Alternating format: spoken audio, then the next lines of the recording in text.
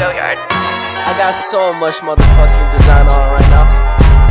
Break it down, bring it back, make it clap. I got 3 old thoughts, new guap, where that thing? Bitches on my line, and you know they come strapped. Hold up, what it not, 45, scope it catch like whoa. How you fucking with these hoes up?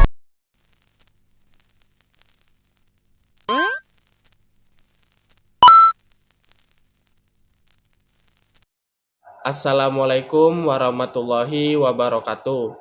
Bismillahirrohmanirrohim.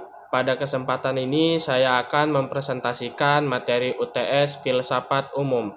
Perkenalkan, saya Ahmad Nazirul Afkar dengan NIM 24111002012.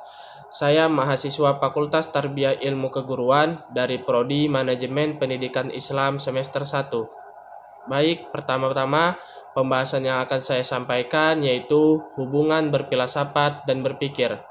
Mari kita mulai dengan memahami hubungan antara berfilsafat dan berpikir. Setiap manusia pasti berpikir dalam kesehariannya. Namun, tidak semua aktivitas berpikir dapat dikategorikan sebagai berfilsafat. Mengapa? Karena berfilsafat memiliki karakteristik khusus. Berfilsafat menyatakan pemikiran yang radikal atau mendasar, artinya menggali sampai ke akar permasalahan. Sistematis berarti mengikuti metode dan struktur yang jelas. Universal mencakup pemahaman yang menyeluruh. Konseptual bergerak di ranah abstrak dan mendalam. Spekulatif berani melampaui pengalaman empiris. Kritis selalu mempertanyakan asumsi-asumsi dasar. Jadi meski setiap orang yang berfilsafat pasti berpikir, tidak semua orang yang berpikir itu berfilsafat. Selanjutnya, pembahasan pengertian filsafat. Untuk memahami filsafat lebih dalam, mari kita lihat asal katanya. Filsafat berasal dari bahasa Yunani, philosophia, gabungan dari philos yang berarti cinta, dan sophia berarti kebijaksanaan. Jadi secara harfiah, filsafat berarti cinta kebijaksanaan. Secara terminologi atau istilah, filsafat merupakan upaya rasional manusia untuk mencari kebenaran yang hakiki. Ini bukan pencarian biasa, melainkan usaha sistematis untuk memahami realitas secara mendalam dan fundamental. Pembahasan selanjutnya, objek filsafat. Filsafat memiliki 2 jenis objek kajian. Pertama, objek material, yaitu segala sesuatu yang ada dan yang mungkin ada. Ini mencakup seluruh realitas baik yang bersifat fisik maupun metafisik, yang nyata maupun potensial. Yang kedua, objek formal, yaitu sudut pandang khusus filsafat dalam mengkaji objek materialnya. Filsafat tidak hanya melihat apa, tetapi menggali sampai mengapa dan bagaimana, mencari hakikat atau esensi terdalam dari segala sesuatu. Selanjutnya, cabang-cabang filsafat. Mari kita bahas 6 cabang utama filsafat. Yang pertama, metafisika adalah cabang yang membahas realitas, fundamental, dan hakikat keberadaan. Metafisika bertanya, apa yang benar-benar nyata dan mengapa ada sesuatu daripada tidak ada sama sekali. Yang kedua, epistemologi berkaitan dengan teori pengetahuan. Cabang ini membahas bagaimana kita memperoleh pengetahuan, apa sumber-sumber pengetahuan yang valid, dan apa yang batas-batas kemampuan manusia dalam mengetahui. Yang ketiga, aksiologi merupakan cabang yang membahas teori nilai secara umum. Ini menjadi payung besar yang mencakup kajian tentang nilai-nilai dalam kehidupan manusia. Yang keempat, etika adalah cabang yang secara khusus membahas filsafat moral. Di sini kita mengkaji tentang baik, buruk, benar, salah dalam tindakan manusia, serta prinsip-prinsip moral yang mendasarinya. Yang kelima, estetika, fokus pada filosofi keindahan dan seni. Cabang ini membahas hakikat keindahan, pengalaman estetis, dan nilai-nilai artistik dalam kehidupan manusia. Yang keenam, ada logika berkaitan dengan metode berpikir yang valid. Ini mencakup kajian tentang argumentasi yang benar, penalaran yang sahih, dan cara-cara berpikir yang sistematis. Meskipun setiap cabang memiliki fokus kajian tersendiri, dalam praktiknya mereka saling terkait dan melengkapi satu sama lain. Misalnya ketika kita membahas etika, kita juga perlu menggunakan logika untuk argumentasi, dan seringkali bersinggungan dengan metafisika dalam membahas hakikat kebaikan. Pembahasan selanjutnya yaitu kedudukan ilmu, agama, dan filsafat. Dalam pencarian kebenaran ada 3 pilar utama. Yang pertama, ilmu pengetahuan, fokus pada hal-hal yang dapat diverifikasi secara empiris, menggunakan metode ilmiah yang ketat. Yang kedua, agama, memberikan panduan berdasarkan wahyu dan keimanan, menjawab pertanyaan-pertanyaan ultimate tentang makna hidup dan tujuan eksistensi. Yang ketiga, filsafat, menggunakan akal budi untuk mencari kebenaran fundamental, menjembatani antara ilmu dan agama. Ketiganya tidak bertentangan, melainkan saling melengkapi dalam membantu manusia memahami realitas. Berikut tabel para tokoh sejarah filsafat dari Yunani kuno hingga filsafat Islam. Masa Yunani kuno. Pada masa Yunani kuno, filsafat mengalami pergeseran dari pemikiran mistis ke arah rasionalitas. Beberapa tokoh utama daripada periode ini meliputi yang pertama, Thales dari Miletus dari 624 sampai 546 sebelum Masehi. Thales dianggap sebagai bapak filsafat barat. Ia mengemukakan bahwa air adalah elemen dasar atau arche dari alam semesta. Thales merupakan tokoh pertama yang menjelaskan fenomena alam secara rasional, bukan lagi melalui mitos atau cerita. Yang kedua ada Anaximander, 610 sampai 546 sebelum Masehi. Anaximander mengajukan konsep apeiron tak terbatas sebagai asal sebagai sesuatu. Ia adalah orang pertama yang mencoba menjelaskan alam semesta tanpa merujuk pada mitos, melainkan melalui prinsip-prinsip rasional. Yang ketiga, Parmenides dari 515 sampai 450 sebelum Masehi. Parmenides, pendiri aliran Eleatis, berpendapat bahwa realitas sejati bersifat tetap dan perubahan hanyalah ilusi dari indera kita. Pemikirannya menjadi landasan untuk perdebatan tentang perubahan dan kenyataan. Yang keempat, Zeno dari 490 sampai 430 sebelum Masehi. Zeno terkenal dengan paradoks-paradoksnya yang mendukung pandangan Parmenides tentang ilusi perubahan. Paradoks-paradoksnya masih diperdebatkan hingga saat ini dan mempengaruhi pemikiran tentang ruang, waktu, dan gerak. Yang kelima ada Pythagoras dari 570 sampai 495 sebelum Masehi.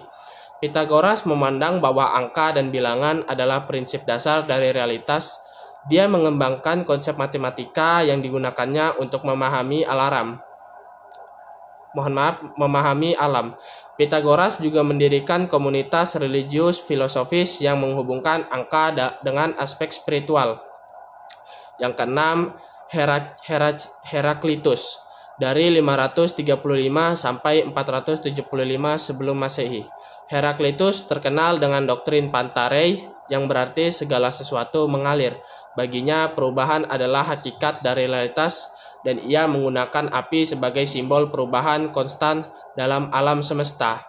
Yang ketujuh, Empedokles dari 495 sampai 435 sebelum Masehi. Empedokles mengajukan teori tentang 4 unsur dasar atau akar, rhizomata, dari segala sesuatu, air, udara, tanah, dan api. Ia berpendapat bahwa semua materi terbentuk dari kombinasi keempat unsur ini yang digerakkan oleh 2 kekuatan kosmis, cinta yang menyatukan dan perselisihan yang memisahkan. Tokoh yang ke-8 ada Anaxagoras. Anaxagoras memperkenalkan konsep nous atau pikiran akal sebagai prinsip pengaturan kosmos. Ia berpendapat bahwa nous adalah kekuatan yang mengatur dan mengendalikan alam semesta. Pemikirannya memberi pengaruh besar pada perkembangan filosofis tentang pikiran dan kecerdasan kosmis. Kesembilan, Demokritus dari 460 sampai 370 sebelum Masehi. Demokritus dikenal sebagai bapak teori atomisme. Ia mengajukan bahwa alam semesta terdiri dari atom yang tak terbagi dan ruang kosong. Menurutnya segala sesuatu terbentuk dari kombinasi atom-atom yang berbeda. Teori ini menjadi cikal bakal pemahaman modern tentang struktur materi. Selanjutnya, Masuk masa Yunani klasik dari 400 sampai 322 sebelum Masehi. Yang tokoh pertama yaitu ada Socrates 470 sampai 399 sebelum Masehi. Socrates adalah pelopor metode dialektika, yaitu diskusi kritis yang melibatkan pertanyaan dan jawaban untuk menemukan kebenaran. Ia menekankan pentingnya mengenali diri sendiri dan fokus pada etika serta kebijaksanaan praktis. Socrates menggunakan metode melautika atau dialog melalui pertanyaan untuk menuntun orang dalam menemukan jawaban mereka sendiri. Kedua, Gorgias pada tahun 483 sampai 375 sebelum Masehi. Gorgias adalah tokoh sofis yang terkenal dengan skeptisme radikalnya. Ia mengembangkan seni retorika dan berpendapat bahwa kebenaran absolut tidak ada atau tidak kebenaran absolut. Tidak ada atau tidak dapat diketahui. Pemikirannya berkontribusi besar pada pengembangan seni retorika dan argumentasi. Yang ketiga ada Plato dari 427 sampai 347 sebelum Masehi. Plato adalah murid Socrates yang terkenal dan ia mengembangkan teori tentang dunia ide. Ia membagi realitas dan menjadi dunia ide yang sempurna dan dunia indrawi yang tidak sempurna. Dalam karya-karyanya seperti Republik, Plato menjelaskan pandangan tentang politik ideal dan juga mendirikan akademi pertama di Athena. Yang keempat, Aristoteles pada tahun 384 sampai 322 sebelum Masehi. Aristoteles, murid Plato, membawa filsafat ke arah yang lebih empiris. Ia mengembangkan logika formal dan konsep form dan matter. Selain itu, Aristoteles menulis secara luas tentang metafisika, etika, politik, dan ilmu alam. Pemikirannya menjadi dasar bagi banyak disiplin ilmu hingga masa abad pertengahan. Selanjutnya, masuk pada masa abad pertengahan dari 100 sampai 1400 Masehi. Yang pertama ada Justin Martyr dari tahun 100 sampai 165 Masehi. Justin Martyr berperan penting dalam menghubungkan filsafat Yunani dengan kekristenan awal. Ia adalah apologis Kristen pertama yang mencoba mendamaikan logos Yunani dengan ajaran Kristen. Pemikirannya membantu membentuk dasar teologi Kristen. Yang kedua, Clement dari 150 sampai 215 Masehi. Clement dari Alexandria berusaha mengharmoniskan filsafat Yunani dengan iman Kristen. Ia melihat filsafat sebagai alat untuk memahami kebenaran Kristiani dan mengembangkan teologi yang lebih sistematis. Pemikirannya membantu membentuk pendekatan intelektual terhadap iman Kristen. Yang ketiga, Tertullian dari 155 sampai 240 Masehi. Berbeda dengan Clement, Tertullian awalnya menolak penggunaan filsafat dalam teologi ini. Ia terkenal dengan pertanyaan retorisnya, apa hubungan Athena dengan Yerusalem? Yang menggambarkan skeptisismenya terhadap pencampuran filsafat Yunani dengan iman Kristen. Namun, ia tetap memberikan dasar penting bagi perkembangan teologi Latin. Yang keempat, Augustine dari 354 sampai 430 Masehi. Augustine mengintegrasikan filsafat Plato dengan doktrin Kristiani dan mengembangkan konsep iluminasi ilahi dan memandang waktu sebagai sesuatu yang diciptakan. Dua karyanya yang terkenal adalah Confessiones dan Civitas Dei atau Kota Tuhan, yang membahas pengalaman spiritual dan peran Tuhan dalam sejarah. Yang kelima, Thomas Aquinas dari 1225 sampai 1274 Masehi. Thomas Aquinas, tokoh besar dalam skolatisisme, mensintesis pemikiran Aristoteles dengan teologi Kristiani dalam karyanya yaitu Summa Theologica. Ia mengajukan 5 argumen atau bukti eksistensi Tuhan yang menggabungkan akal dan wahyu. Yang keenam, Duns Scotus 100 dari 1266